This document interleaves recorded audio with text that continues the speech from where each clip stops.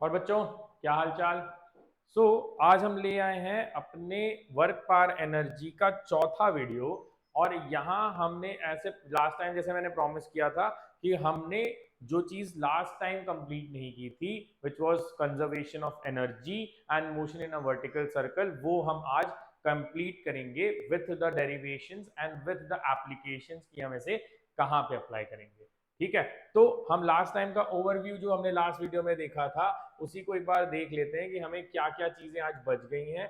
If you see the last video we covered these topics in thorough and understand किया हमने कि उसमें हम ग्राफिकली और इक्वेशन वाइज इन चीजों को कैसे पता कर सकते हैं।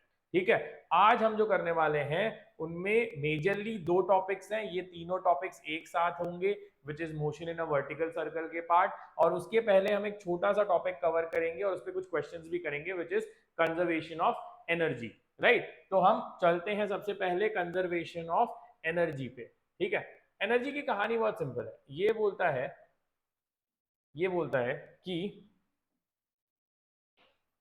कहानी क्या बोलती है, एनर्जी की कहानी ये बोलती है कि अगर मेरे पास में समझो एक बॉल है, ठीक है, अगर मैं इसे v वेलोसिटी से ऊपर फेंकता हूं तो ये क्या करते हैं, ये ऊपर जाती है, ठीक है, फिर वापस नीचे आती है। अलग अलग इसलिए बना रहा हूँ, ये ऐसे नहीं जा रही, ठीक है, ये ऊपर नीचे जा रही है बट अलग अलग से समझाने के लिए। तो यहां जाके इसकी वेलोसिटी 0 हो जाती है, फिर यहां आके इसकी वेलोसिटी वापस v हो जाती है। लेकिन ये कब होता है, जब हमारे पास में कोई भी एयर रेजिस्टेंस या फ्रिक्शन नहीं होता। ये चीजें क्या करती हैं, हमने लास्ट टाइम इनको पढ़ा था, ये नॉन कंजर्वेटिव फोर्सेस है। नॉन कंजर्वेटिव फोर्सेस जो होती हैं those eat up on energy, ठीक है, नॉट डिस्ट्रॉयड। एनर्जी कभी डिस्ट्रॉय नहीं होती है, लेकिन ये क्या करते हैं, ये जो एक्स्ट्रा एनर्जी है उसको हीट में कन्वर्ट करके इसको वेस्ट एनर्जी कर देते हैं, हम इसको यूज नहीं कर सकते। ठीक है, तो एनर्जी डिस्ट्रॉय नहीं हो रही है, लेकिन हम इनको ये नहीं बोल सकते कि भाई जितनी मैंने काइनेटिक एनर्जी इसको दी थी उतनी ही काइनेटिक एनर्जी वापस मुझे मिलेगी, बिकॉज ऊपर जाने और नीचे जाने में एयर फ्रिक्शन, एयर रेजिस्टेंस की वजह से हीटिंग हुई होगी। राइट, और हीटिंग की वजह से हमारा जो लॉस हुआ होगा उसकी वजह से ये वेलोसिटी जो है ये चेंज हो जाएगी। ठीक है, तो कंजर्वेशन ऑफ एनर्जी क्या बोलता है, कंजर्वेशन ऑफ एनर्जी तो ये बोलता है भाई energy can nether be created nor be destroyed, it can be converted from one form to another. But what we are going to understand here is कि we are talking about conservation of mechanical energy. Mechanical energy की conservation तब होती है जब सिर्फ conservative forces act करेंगी। ठीक है, अगर सिर्फ कंजर्वेटिव फोर्सेस एक्ट करेंगी तो मैकेनिकल एनर्जी जो है वो कंजर्व होती है। ठीक है, तो कंजर्वेटिव फोर्सेस में हमें क्या पता चला, भाई ये बोल रहा है कि समझो यहां पे एक बॉल है, ठीक है, और यहाँ पे, ठीक है, ये दोनों के बीच की हाइट हम अज्यूम कर लेते हैं कि यहां से यहां तक की हाइट जो है बच्चों वो h है। ठीक है, यहां से एक बॉल ड्रॉप किया जाता है विथ इनिशियल वेलोसिटी 0। ठीक है, अब हम एक रैंडम पॉइंट ले लेते हैं which is basically x distance from here, तो ये कितना हो जाएगा हमारा h माइनस एक्स। अब हमारा एजम्पशन क्या है कि सिर्फ कंजर्वेटिव फोर्स, सिर्फ ग्रेविटी यहाँ पे एक्ट कर रही है, और हमें देखना है कि हमारी टोटल एनर्जी, कंजर्वेशन क्या बोल रहा है कि भाई अगर मैं इनको नंबर 1 पॉइंट, नंबर 2 पॉइंट और नंबर 3 पॉइंट कहता हूं तो मेरी एनर्जी जो टोटल है वो मैकेनिकल एनर्जी जो टोटल है वो फर्स्ट, सेकेंड और थर्ड पॉइंट पे सेम ही होगी अगर कोई नॉन कंजर्वेटिव फोर्सेस नहीं है। चलो, फ्रिक्शन तो नहीं है, हमें क्या पता है, हमें ये पता है कि भाई यहां से यहां तुमको ट्रैवल, सॉरी यहां से लेके यहां तक तुमको ट्रैवल करना है, पहले यहीं पे एनर्जी पता कर लेते हैं। यहां पे 8.1 हमें पता है कि काइनेटिक एनर्जी बच्चों 0 है बिकॉज वेलोसिटी 0 है। ठीक है, और पोटेंशियल एनर्जी कितनी है बच्चों, पोटेंशियल एनर्जी है mgh, और पोटेंशियल एनर्जी हमको mgh मिल गई है और कोई हमारा जो वैल्यू है वो नहीं है। तो यहाँ पे टोटल एनर्जी कितनी हो जाती है, टोटल एनर्जी हो जाती है mgh 8.1। राइट, इसी चीज को अगर हम 8.3 देखते हैं, अब देखो 3 पे पहले तो ये पता करना पड़ेगा कि ये नीचे गिरा तो यहाँ कितनी वेलोसिटी हुई, तो उसके लिए हमारे पास फॉर्मूला है v is equal to √2gh, ये हमको पता है। ठीक है, तो यहाँ पे काइनेटिक एनर्जी कितनी हो जाएगी, half m v square which is nothing but mgh। क्योंकि ये ग्राउंड पे वापस आ गया है तो हमारी पोटेंशियल एनर्जी कितनी हो जाएगी at third point, which will be 0। Total energy कितनी हो जाएगी बच्चों फिर से यहाँ पे mgh। तो देखो टोटल एनर्जी यहाँ पे भी मैकेनिकल एनर्जी कितनी थी, काइनेटिक प्लस पोटेंशियल mgh। यहाँ टोटल मैकेनिकल एनर्जी कितनी थी, काइनेटिक प्लस पोटेंशियल mgh। लेकिन ये तो मैंने दो अच्छे अच्छे पॉइंट यूज किए, चलो अच्छे नहीं बुरे पॉइंट यूज कर लेते हैं। ठीक है, बुरे पॉइंट में क्या होगा, बुरे पॉइंट मतलब बुरा पॉइंट मतलब सेफ पॉइंट नहीं है ना, डायरेक्ट आंसर नहीं आएगा, कोई दिक्कत नहीं है। यहां से यहां तक के लिए फिर से अगर मैं 8.2 लगाता हूं तो क्या होता है, मुझे आ जाता है पोटेंशियल एनर्जी तो डायरेक्ट आ गई बच्चों mg, और हाइट कितना है इसका h माइनस एक्स, है ना। वेलोसिटी निकाल लेते हैं, वेलोसिटी कैसे निकालेंगे, यही फॉर्मूला से निकालेंगे बस, क्योंकि वो x ट्रैवल किया है तो वेलोसिटी हो जाएगी √2gx, है ना। तो काइनेटिक एनर्जी कितनी आ जाएगी बच्चों, हाफ एम वी स्क्वायर, तो दैट इज 2gx। यहां से आ गई है mgx। अब बोलोगे सर डिफरेंट आ गया, डिफरेंट आ गया, अरे डिफरेंट तो आएगा ही, काइनेटिक पोटेंशियल थोड़ी कंजर्व करनी है, टोटल एनर्जी को कंजर्व बताना है ना। टोटल पता करो, दोनों को ऐड करोगे टोटल एनर्जी कितनी आ जाएगी, mgx कट जाएगा और यहां भी आ जाएगा mgh। तो if you notice the total energy at first point is mgh, the total energy at third point is mgh, and the total energy at any random point in the middle is also mgh। और ऐसा क्यों हो रहा है, क्योंकि जैसे मैंने बताया कि हमने एयर फ्रिक्शन जो नॉन कंजर्वेटिव फोर्सेस होती हैं उनको नेग्लेक्ट किया हुआ है। तो जहां पे भी 80% प्रॉब्लम आपको मिलेंगे ऐसे जहां पे नॉन कंजर्वेटिव फोर्सेस नहीं होंगे, और वहां पे आपका काम इजी हो जाएगा कि आपको बस क्या करना है, आपको total energy at a point 1 को total energy at a point 2 से इक्वेट करना है। ठीक है, और टोटल एनर्जी में क्या होगी, mechanical energy, kinetic plus potential. ठीक है, आई होप आपको ये चीज समझ आ रही होगी। ये चीज जो है ये आपको इजीली इन चीजों को करने में हेल्प करेगी। ठीक है, ये थोड़ा सा फास्ट तरीका है हमारे वर्क एनर्जी थ्योरम से, क्योंकि वर्क एनर्जी थ्योरम को लगाने के लिए हम तभी यूज करते हैं जब हमारे पास नॉन कंजर्वेटिव फोर्सेस होते हैं। कंजर्वेटिव फोर्सेस में भी लगाया जा सकता है, लेकिन फास्टर तरीका मैंने आपको सिखाया है कंजर्वेशन ऑफ एनर्जी यूज करके। जहां भी नॉन कंजर्वेटिव ऐड हो जाएगी वहां पे हम वर्क एनर्जी थ्योरम पे शिफ्ट हो जाएंगे।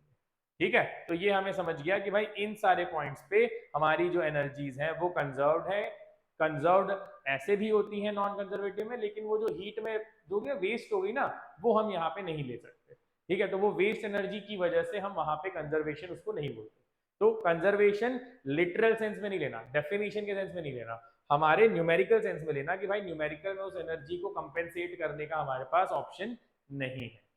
ठीक है, तो हमें समझ गया कि भाई कंजर्वेशन ऑफ एनर्जी कैसे होती है, क्या करती है। पहले हम देख लेते हैं कि हमें डेफिनेशंस में क्या क्या चीजें चाहिए, सारी चीजें हम नोट कर लेते हैं। ठीक है, तो नोट करने के लिए आपके पास बस कुछ ही पॉइंट्स हैं, उनको आप नोट कर लीजिए कि इफ ओनली कंजर्वेटिव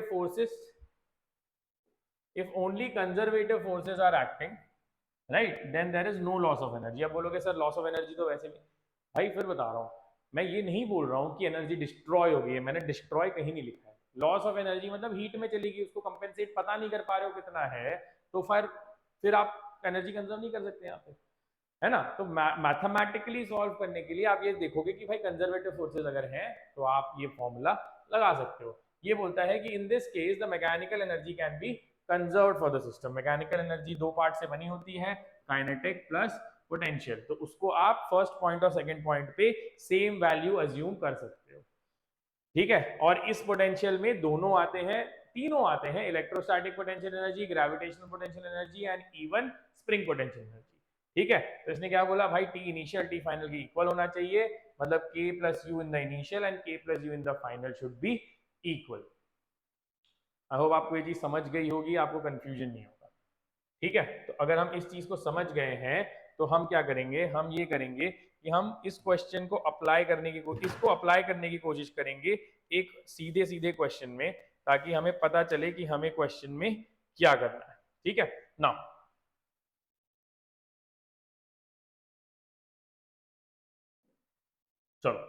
चलो हमने देखा काइनेटिक एनर्जी पोटेंशियल एनर्जी की कहानी। ठीक है, हम इसको अप्लाई कहाँ करेंगे, बहुत सिंपल है। देखो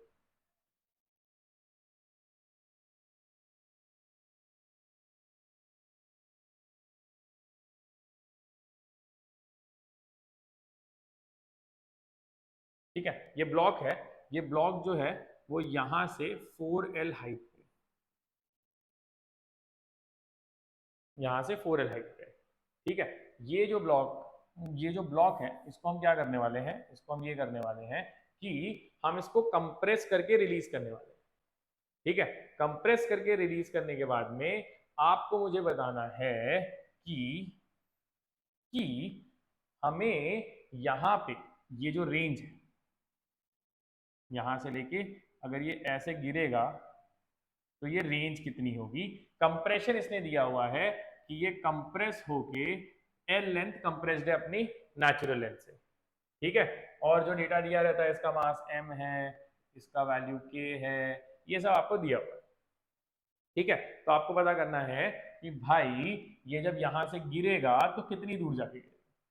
तो पहली चीज तो सिंपल है ना भाई, यहां गिरने के लिए ये तो पता करना पड़ेगा कि ये हॉरिजॉन्टली यहां से निकलेगा, हॉरिजॉन्टली निकलेगा, तो ये जो डाउनवर्ड है इसको कितना टाइम लगेगा, है ना। तो डाउनवर्ड वेलोसिटी के लिए हमने ऑलरेडी टाइम निकाल लिया था, टाइम का फॉर्मूला होता है √2h/g, तो ये हो जाएगा t रूट, और ये हो जाएगा 2 × 4L/g, तो ये आ जाएगा आपको टाइम का वैल्यू विच इज 2√2L/g, इसको टाइम ले लो। नहीं, रूट में रहेगा जी, ये आ जाएगा, ऐसे कर लेते हैं √8L/g,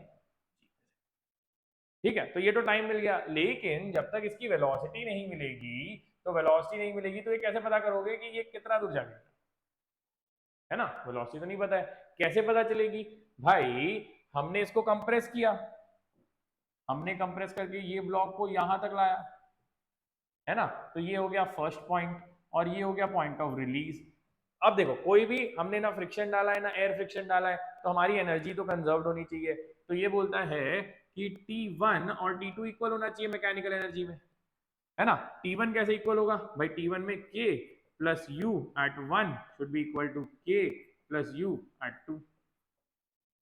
प्लीज ये याद रखना, ये एनर्जीज है, ठीक है। तो इसमें नेगेटिव पॉजिटिव का टेंशन नहीं है, वर्क डन में नेगेटिव पॉजिटिव का टेंशन होता है, ये एनर्जी है इसलिए आपको उसकी टेंशन लेने की जरूरत नहीं है, ठीक है।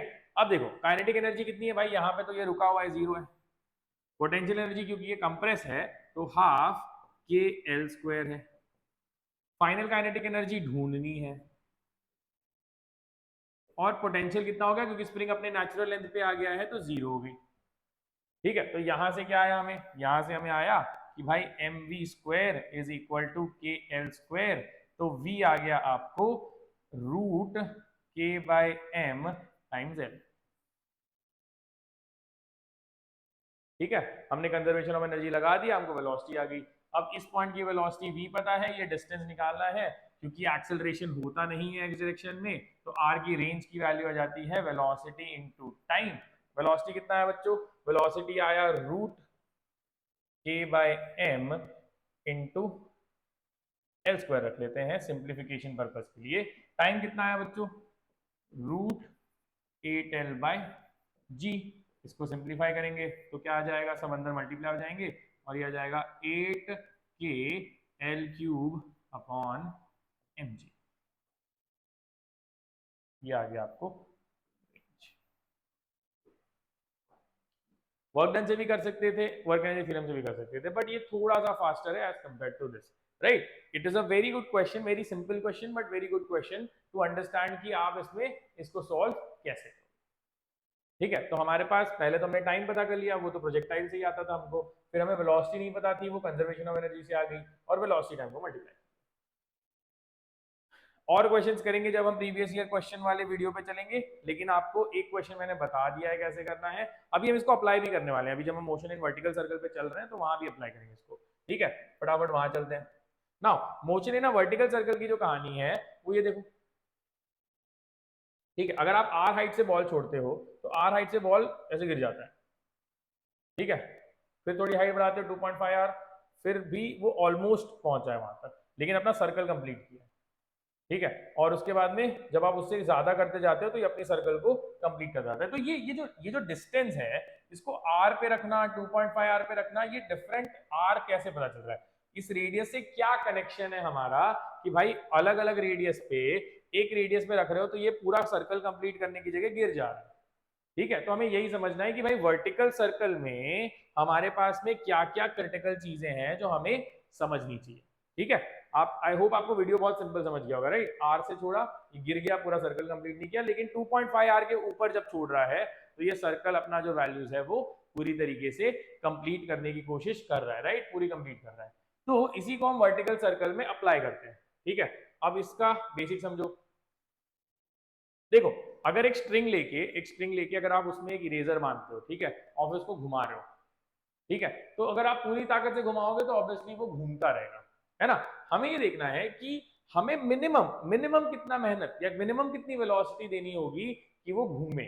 ठीक है, तो ये बोलता है कि भाई स्ट्रिंग स्लैक होने का मतलब होता है, स्ट्रिंग जब स्लैक होता है तो टेंशन टेंड्स टुवर्ड्स जीरो, है ना। स्ट्रिंग स्लैक हो गया, स्ट्रिंग स्लैक का मतलब ऐसे घुमाया, फिर वैसे क्या, ऐसे पक से नीचे गिर गया, सर्कल पूरा कंप्लीट नहीं किया, है ना। तो मैंने इसको ऐसे घुमाया, फिर ऐसे छोड़ दिया, फिर गिर गया, तो कुछ तो वेलोसिटी होगी कि पूरा सर्कल ऐसे कंप्लीट हो जाए, है ना। हमें वही वेलोसिटी पता करनी है कि ये पूरा सर्कल कंप्लीट होने के लिए हमारे पास में कितनी वेलोसिटी होनी चाहिए।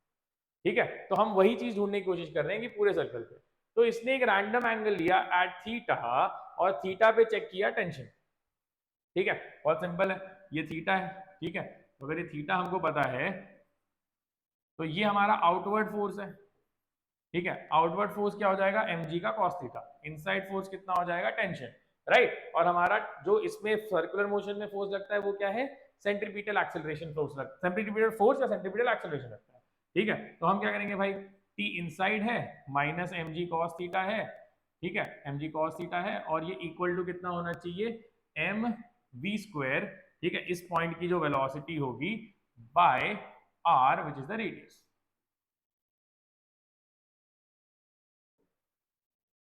राइट। तो यहां से अगर आप टेंशन की वैल्यू निकालते हो तो टेंशन की वैल्यू आ जाती है m v square by r plus m g cos theta. ठीक है, अब एक नोटिस करने वाली चीज ये है, देखो, m v square by r तो पूरा पॉजिटिव ही है, रेडियस नेगेटिव नहीं हो सकता, मास नेगेटिव नहीं हो सकता, वी स्क्वायर नेगेटिव नहीं हो सकता। एम जी कॉस थीटा में एम जी हमेशा पॉजिटिव है, कॉस थीटा नेगेटिव नहीं हो सकता, बिकॉज यहाँ ये जीरो एंगल पे है, 0 से 90 के बीच में कॉस पॉजिटिव होता है, तो 0 से लेकर 90 तक तो कॉस पॉजिटिव है, तो ये पूरी वैल्यू पॉजिटिव है, मतलब here t is always greater than 0। मतलब ये मोशन में ये जो रस्सी है ये स्लैक नहीं हो सकती, आप ऐसे ऐसे घुमाते रहो पेंडुलम जैसे, इसको कभी स्लैक नहीं होगी, है ना।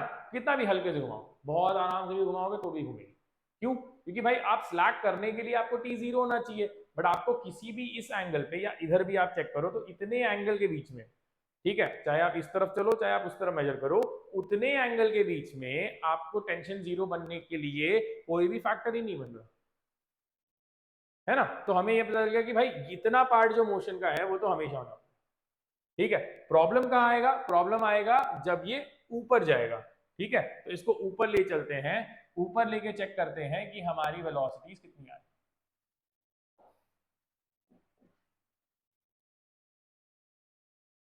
ठीक है, चलो सर्कल ले लेते हैं।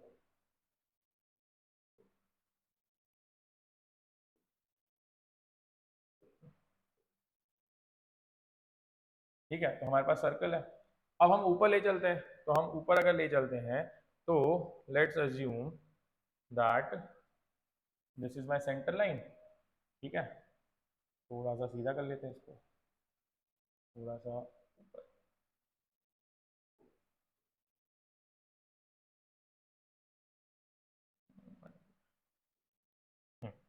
तो सही कर लेते हैं।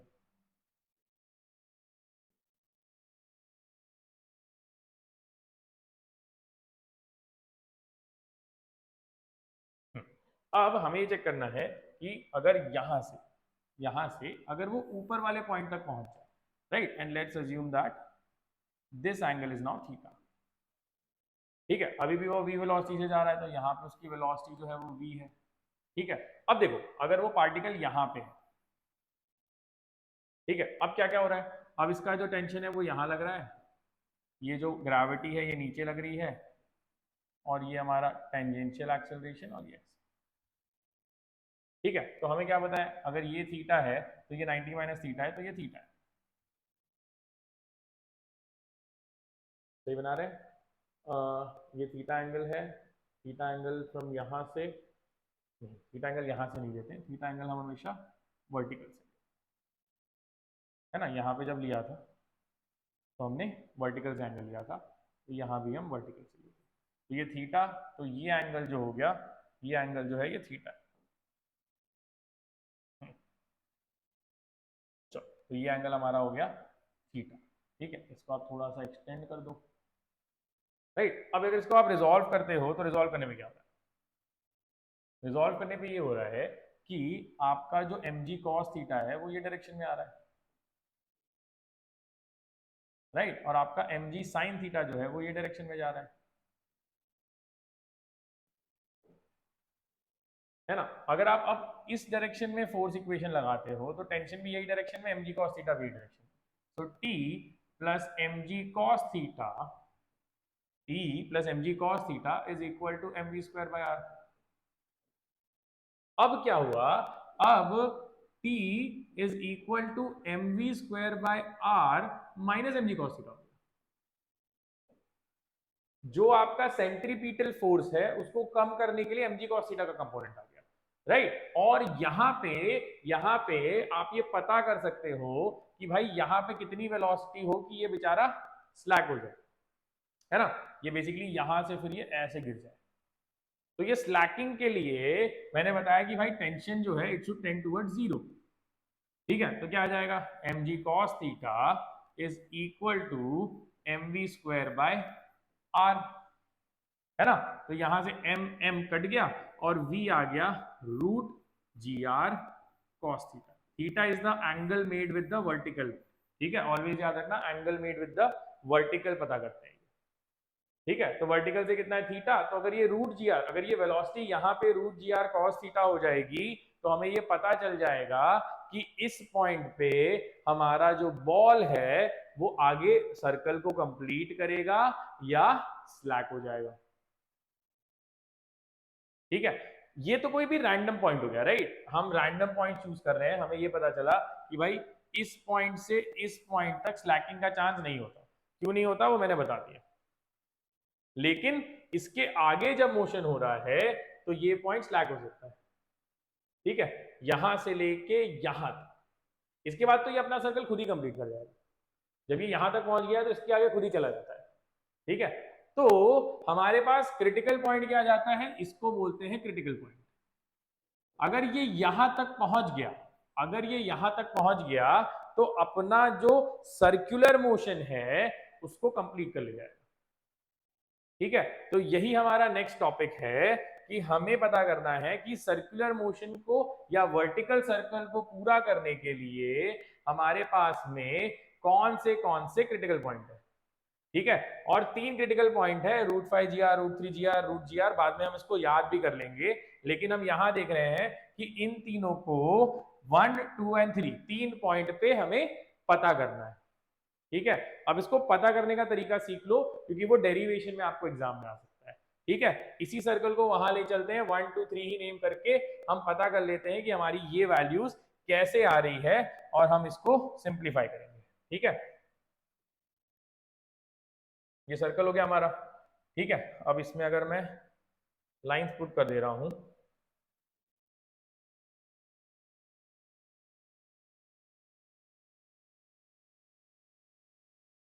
ठीक है, तो हमारे पॉइंट्स आ गए।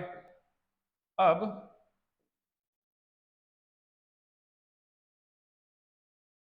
ठीक है, अब देखो इस पॉइंट से हमें ये पता चल गया कि हमारे पास 3 मेजर पॉइंट्स है, ये पॉइंट 1 है, ये पॉइंट 2 है और ये पॉइंट 3, ठीक है। तीनों पे पहले हम फटाफट टेंशन देखते हैं। यहां पे टेंशन अपवर्ड लग रहा था, ठीक है, और mg जो है वो डाउनवर्ड, सेंट्रीपिटल एक्सेलरेशन ऊपर की तरफ है। तो यहां पे अगर आप फर्स्ट पॉइंट पे टेंशन लिखते हो तो आपको आ जाता है T minus m g is equal to m v square by r. यहाँ क्या होता है, यहाँ पे आपका जो m v square by r है वो ये डायरेक्शन में है और आपका जो टेंशन है वो भी यही डायरेक्शन में है, ठीक है, और डाउनवर्ड mg है। तो यहाँ पे टेंशन जो है, ठीक है, टेंशन जो है वो परपेंडिकुलर टू mg है। ठीक है, तो हम यहाँ पे टेंशन जब स्टडी करते हैं, यहाँ पे जब टेंशन स्टडी करते हैं तो हम बोलते हैं भाई mg ऐसे है mv स्क्वायर, तो टेंशन और ये जो है ये परपेंडिकुलर टू ईच अदर है। ठीक है, और तीसरा पॉइंट आ जाता है हमारा यहाँ पे, जहाँ पे टेंशन भी नीचे है और mg भी नीचे है। तो यहाँ पे कितना आ जाता है, यहाँ पे आ जाता है T plus mg is equal to mv square by r। हमारा क्रिटिकल पॉइंट कहाँ तक पहुंचाना है बच्चों, हमको थर्ड पॉइंट तक। थर्ड पॉइंट तक पहुंचाने के लिए टेंशन जो है 8.3 चेक करना है। 8.3 जो टेंशन आ रहा है 8.3, वो जाना चाहिए tension at point 3 zero. Zero करते ही क्या हो जाएगा, mg will be equal to mv square by r, और इधर से mm कट के v आ जाएगा रूट जी आर। ये आ गया आपको थर्ड वाले पॉइंट या टॉप मोस्ट पॉइंट की वेलोसिटी। मतलब अगर यहाँ पे पहुंचते पहुंचते इसकी वेलोसिटी रूट जी आर के इक्वल है तो ये अपना सर्कुलर मोशन आराम से कंप्लीट कर लेगा। ठीक है, रूट जी आर। अब अगर आप नोटिस करो तो ये चीज मैं ऑलरेडी आपको लिख के दिखा चुका हूँ। कहाँ पे, थर्ड पॉइंट पे कितना आया था हमको, रूट जी आर। अब 3 GR 5 GR कैसे आएगा, अभी सीख के आए कंजर्वेशन ऑफ एनर्जी। ठीक है, हम उसको यूज करते हैं। चलो, अब ये बोलता है कि यहाँ पे कुछ वेलोसिटी होगी v1, यहां से ये चढ़ के जाने वाला है थर्ड पॉइंट तक, और ये जो हाइट आ रही है बच्चों, ये जो हाइट चढ़ रहा है ये कितनी है बच्चों, 2r। ठीक है, तो हम क्या बोलेंगे, total energy at point 1 is equal to total energy at point 2। क्यों कर रहे हैं, ना एयर रेजिस्टेंस कंसिडर किया है ना फ्रिक्शन कंसिडर किया है, तो हमारा एनर्जी लॉसेस नहीं हो सकता, एनर्जी मैकेनिकल एनर्जी को कंजर्व किया जा सकता है। ठीक है, so kinetic energy at 1 plus potential at 1 is equal to k2 plus u2। यहाँ पे कितनी एनर्जी है, half m v1 square. Potential energy क्योंकि हम इसको बेस मान रहे हैं, ये हमारा रेफरेंस है, इसको जीरो ले लेते हैं या इसको ग्राउंड मान लेते हैं। k2 कितना है हमारा, वहां पे जीरो हो गया क्योंकि वेलोसिटी जीरो कर दी हमने, नहीं की। काइनेटिक एनर्जी जीरो नहीं है, क्यों, वेलोसिटी जीरो नहीं है। हमेशा ये गलती होती है कि वेलोसिटी जीरो कर देते हैं। स्लैक होने के लिए वेलोसिटी जीरो नहीं होती है, टेंशन जीरो हो जाता है। तो वेलोसिटी कितनी होगी, half m v3 square plus u2 कितना है, यहां से यहां potential energy mg into height कितना चढ़ाइए 2r। ठीक है, अब देखो, अब अगर हाफ से मल्टीप्लाई कर देते हो तो टू से, तो mv1 square is equal to m v3 square कितना होगा gr, और ये 2 से मल्टीप्लाई करके हो जाएगा प्लस 4 gr m, है ना। तो v1 स्क्वायर कितना आ गया, v1 स्क्वायर आ गया आपको equal to 5 mgr by m, mm cut गया, तो v1 कितना आ गया आपको, रूट 5 gr। राइट, तो अगर आप यहां पे पहुंचे हो तो यहां पे कितनी वेलोसिटी चाहिए आपको, कम से कम रूट 5 gr, उससे ज्यादा तभी ये पूरा एक सर्कल अपना कंप्लीट कर पाएगा। अगर उससे कम है तो सर्कल कंप्लीट नहीं होगा। ठीक है, ये समझ गया। अब ये कहानी के बाद में नेक्स्ट चीज वो बोलता है कि अगर आपको ये पता करना है कि सेकेंड पॉइंट पे कितना होगा, ठीक है, तो हम कंजर्वेशन कहां लगाएंगे भाई, सेकेंड पॉइंट तक लगाएंगे। ये हाइट कितना है, r है, राइट। तो अब कंजर्वेशन कहां लगेगा, T1 is equal to T2। 1 की एनर्जी तो आई गई है ना, तो 1 की एनर्जी फिर से क्या होगी, K1 प्लस U1 is equal to K2 plus U2। ठीक है, ये डेरिवेशंस मतलब थकाने या कंफ्यूज करने के लिए नहीं है, आपको ये क्वेश्चंस डायरेक्ट आएंगे, आप फॉर्मूला अगर नहीं लगा पाओगे तो आपको मेथड आना चाहिए। ठीक है, तो मेथड सीखने के लिए कर रहे हैं हम। तो काय ये k1 u1 आ गया, k1 कितना है हमारे पास में, half m v1 square, u1 zero है, k2 half m v2 square है, और पोटेंशियल एनर्जी हमारी mgr। ठीक है, v1 स्क्वायर कितना आ गया है हमको, कहाँ गया, 5gr, तो ये हो गया 5 mgr by 2 minus mgr is equal to half mv2 square. Right, इसको सिंप्लीफाई करो, सारे मास कैंसिल हो जाएंगे, 5/2 करोगे तो 3/2, तो ये आ जाएगा 3gr is equal to v2 square. तो v2 कितना आ गया बच्चों, रूट 3gr। ठीक है, तो सारी वैल्यूज अगर आप नोटिस करोगे, सारी वैल्यूज अगर आप नोटिस करोगे तो आपको आ गई। है ना, और मैंने लिख के भी दिया। मैं अब ये एक बार करने के बाद में याद नहीं करना है, अगर आपको जब भी पूछेगा तो आपको ये तीनों पॉइंट्स में याद रखना है, √5 √3 और 1, ठीक है, दो का डिफरेंस है, 5 3 1 5 3 1, 5 - 2 is 3 3 - 2 is 1, तो आपको ये याद हो जाएगा कि तीनों जगह पे कितनी वेलोसिटी होनी चाहिए, यहाँ कितनी वेलोसिटी होनी चाहिए, इतनी, तब घूम जाएगा, यहाँ कितनी होनी चाहिए, इतनी, तब घूम जाएगा, यहाँ इतनी होनी चाहिए, तब घूम जाएगा, ठीक है। क्रिटिकल वेलोसिटीज, इससे डिफरेंट वेलोसिटी समझो, यहाँ पे उसने दे दिया भाई √5 GR नहीं है, √4 GR है, 2 GR वेलोसिटीज है, तो आप बोलोगे ठीक है, फिर कहीं स्लैक होगा, फिर वो स्लैक पॉइंट ढूंढना पड़ेगा, वो हम करेंगे सवाल करते समय, ठीक है। अभी हम क्या समझ रहे हैं कि क्रिटिकल वेलोसिटीज हम कैसे पता करेंगे। अब क्रिटिकल वेलोसिटीज पता चल गई कहाँ कहाँ पे होनी चाहिए और उसकी वैल्यूज भी याद हो गई। अब टेंशन कितना होगा, ठीक है, तो अगर हम टेंशन देखते हैं वो भी मिल जाएगा, ठीक है। टेंशन कैसे मिलेगा भाई, टेंशन यहाँ पे कितना था T + mg², यहाँ पे टेंशन हमको आ गया था T = 0, क्योंकि यहाँ पे स्लैक होने वाला था, ठीक है। यहाँ पे कितना था, T = mg + mv²/r,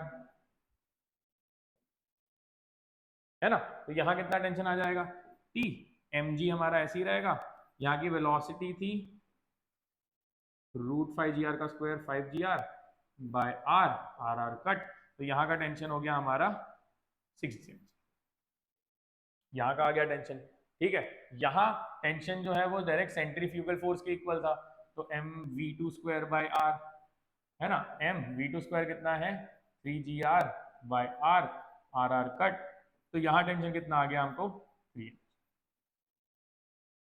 प्लीज याद रखना कि ये सिर्फ क्रिटिकल कंडीशंस में ही वैल्यूज आएंगी, अगर क्रिटिकल कंडीशन नहीं है, यहाँ की वेलोसिटी कुछ और दी हुई है क्रिटिकल से, तो आपको ये चेक करना पड़ेगा कि कहाँ कहाँ पे कितना टेंशन और कितना वैल्यूज आएगा, ठीक है। तो अगर आप नोटिस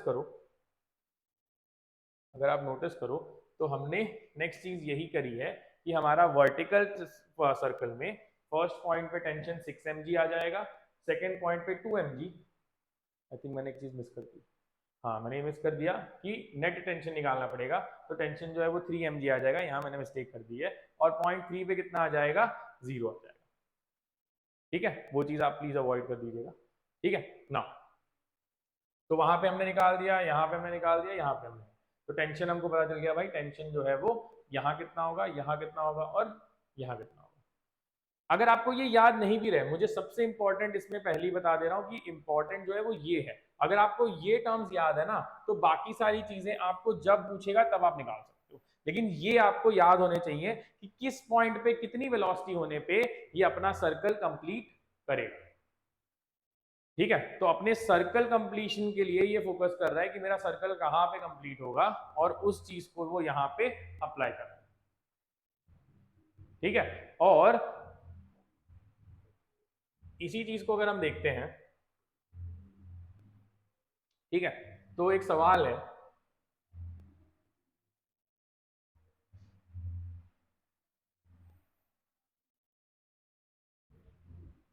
यहां से एक बॉल ड्रॉप होता है, ठीक है, बॉल की हाइट जो है वो h है, ठीक है। ये बोलता है कि मैं कितने हाइट से इस बॉल को ड्रॉप करूं कि वो यहां जब पहुंचे तो अपना वर्टिकल सर्कल पूरा खत्म कर, है ना, और हमने देखा अपना वर्टिकल सर्कल पूरा करने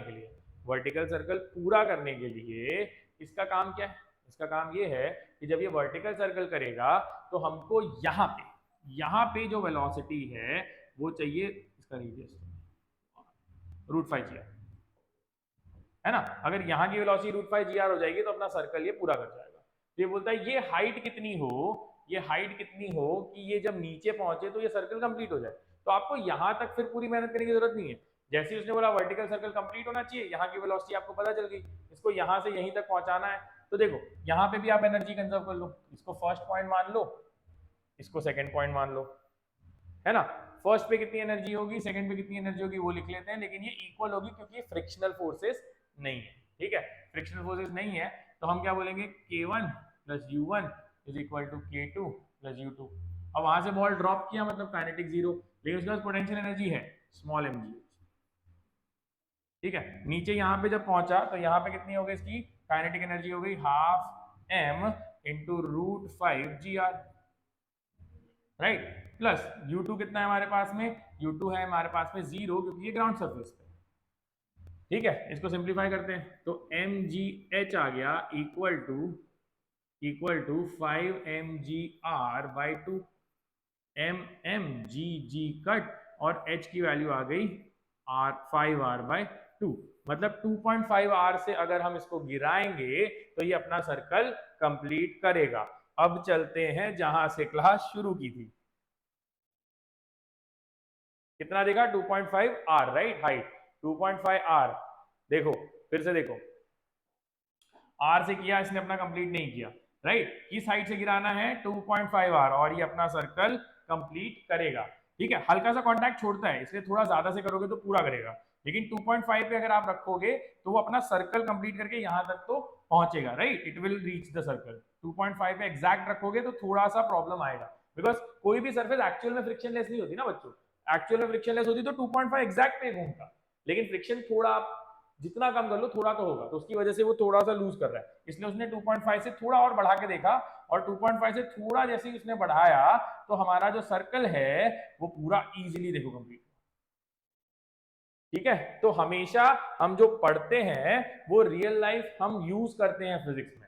ठीक है, तो फिजिक्स में आपको ये ध्यान रखना है कि आप जो भी पढ़ते हो कैलकुलेट करते हो इमेजिन कर पाओगे तो और इजीली इसको सॉल्व कर पाओगे। तो फिजिक्स में इमेजिनेशन यूज करना सीखो, जस्ट नंबर्स नंबर्स नंबर्स मत करो, समझो क्या हो रहा है, क्यों घूम रहा है, कितनी वेलोसिटी होनी चाहिए, क्या कंजर्व हो रहा है। ठीक है, और वो आपको हेल्प करेगा इस चीज को क्लियर करने में। ठीक है, तो ये हमारे थियरी लेक्चर्स फिनिश होते हैं। यहां तक हमने किया है मेजर चीजें वर्क पावर एनर्जी की। आई नो हमारा पावर वाला पार्ट थोड़ा सा बचा हुआ है, लेकिन हम उसको कंटिन्यूएशन में जब हम सिस्टम ऑफ पार्टिकल्स करेंगे वहीं पे उसको कंटिन्यू कर लेंगे। लेकिन यहां तक हमारे वर्क पावर एनर्जी के जितने भी कंसेप्ट हो सकते थे, जितने भी टाइप और क्वेश्चन हो सकते थे वो मैंने कवर कर दिए हैं। और जो मेजर प्रीवियस ईयर क्वेश्चंस इनमें आए हैं और जो प्रीवियस क्वेश्चन मुझे आपसे डिस्कस करने हैं उसके लिए मैं एक अलग वीडियो बनाऊंगा जिसमें सिर्फ हम क्वेश्चंस डिस्कस करेंगे और प्रैक्टिस करेंगे। तब तक आप इन चारों वीडियो को अच्छे से देख के नोट्स बना के तैयारी कर लीजिए, उसके बाद में हम चलेंगे तो हम बाकी चीजों को कवर करेंगे। तब तक आप पढ़ते रहिए, इस चीज को अच्छे से यूज कीजिए, ये चैप्टर बहुत इंपॉर्टेंट है, आपको 12 तक काम आएगा, तो आप इसे अच्छे से समझिए। अगर कुछ ना समझे तो प्लीज कमेंट बॉक्स में मुझे बताइए। Thank you so much.